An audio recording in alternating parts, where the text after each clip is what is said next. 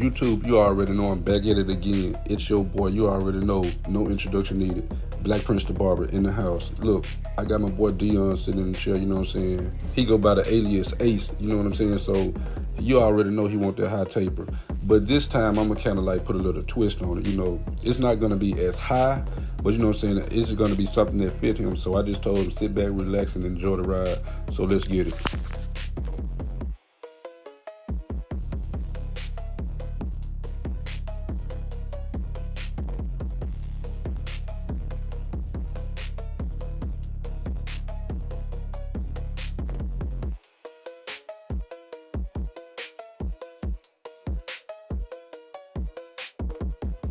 After I cut his hair down to the desired length, I fall in with the brush. You know what I'm saying? I had to put in a brush session, you know, so I can start the first initial guideline and, you know what I'm saying, that fresh cut. So always make sure you brush the client's hair after you cut it down.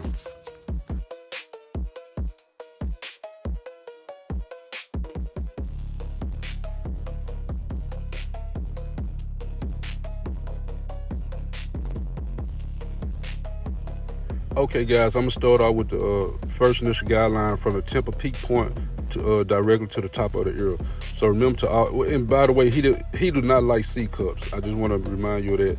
But he want his guideline a little bit higher because you know what I'm saying. He did ask for a high taper. So we're just gonna go from the temple peak point, which is no C cup, to the top of the ear.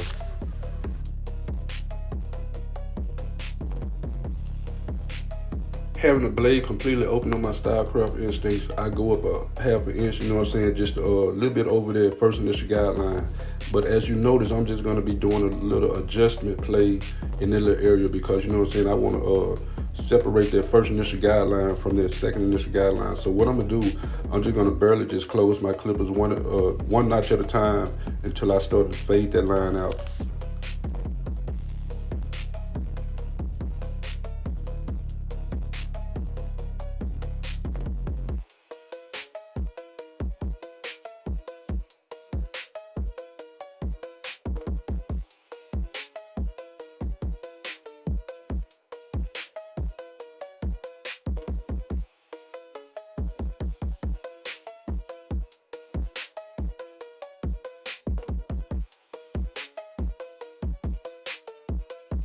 Now that I'm done with the first and second initial guideline, I start with my one guard open. I'm going up another half an inch because you know what I'm saying, I just want to make everything as one. Now this is actually my blending part right here. So I'm gonna actually make sure I scoop out that number one because I don't want to be digging no type of guideline in his head because you know what I'm saying, it'll be hard to take that line out as well. So always feather your guidelines so you can always fall back with the next guard.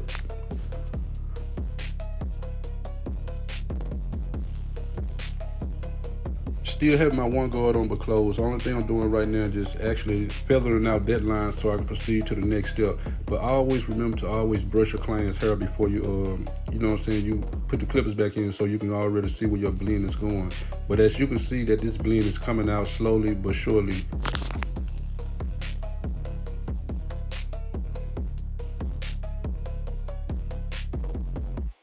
Having my zero guard on, erasing that one closed guideline. The only thing I'm doing right now is just actually using my corners and I brush as I cut because you know what I'm saying, I can actually see the guidelines start to disappear. But remember to always go over your work multiple times so you won't have to double track and you know what I'm saying, come back and work behind yourself. All except when you're doing detail work.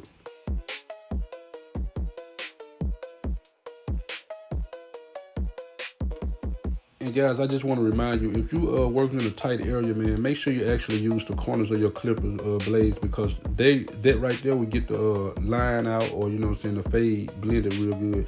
So remember to always use your corners as necessary. All right, now to any other barber, they'll be done. But the way I do my thing, you know what I'm saying, before I proceed to the next side, I'm going to get my Baptist Pro FX Gold, and I'm just going to use the corners and do a little light detail work. So remember to always use the corners and don't go up too high. Always go underneath that fade line that you just previously blended.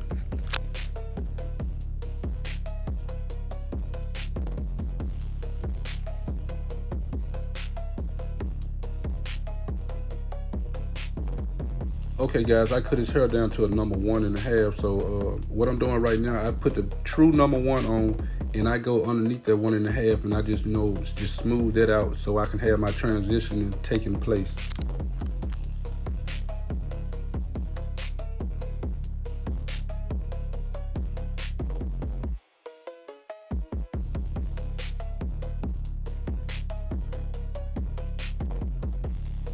All right, guys, this side is no different. Whatever you did to the first side, always do it to the second side.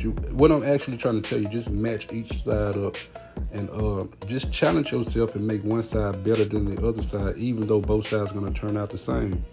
But what you want to do is follow the same exact steps, man. You know what I'm saying? The only thing I'm doing is just having my clippers open. I'm making my first initial guideline, and then I adjust my blades as necessary, as needed, more than likely, and just use your corners.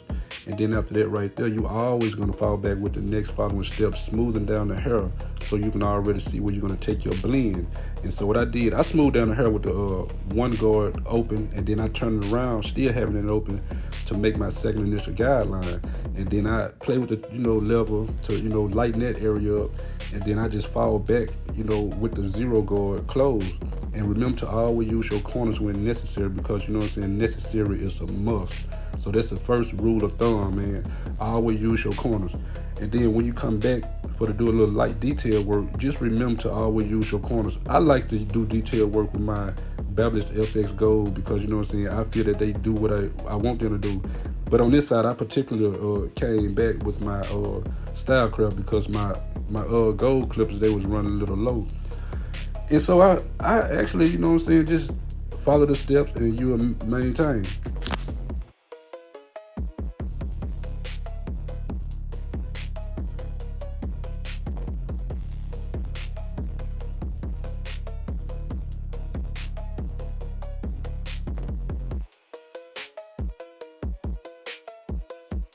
All right, guys, I had to slow it down for a minute. As you can see, my client, he have like a horseshoe hairline, so you can just tell how it's pushed up at the top. But we're gonna straighten it out. I just want to show you guys that you really don't necessarily have to push a edge up back just because it's growing back. So I'm gonna show you how to defeat that issue there. So the first thing I did, I put some holding spray on this edge up because I'm trying to get that ash mark, so when I edge them up, I can tell the difference where the original lineup is supposed to be, more so than pushing him back.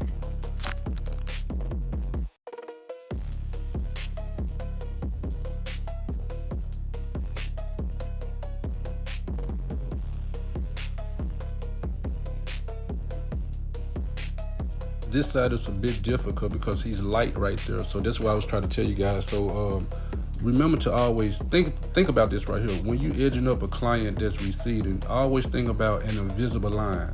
That's the whole point of me putting the holding spray on this edge up, so I can see that line that I'm making. So therefore I can come back with the next following step. Now that my client have light areas in his hair, he asked me, to spray enhancements. Now, sometimes this is when it's very important to use enhancements, just to fill in the blanks. But he wanted me to, put enhancements on this edge up and, just fall back with the topic hair fiber.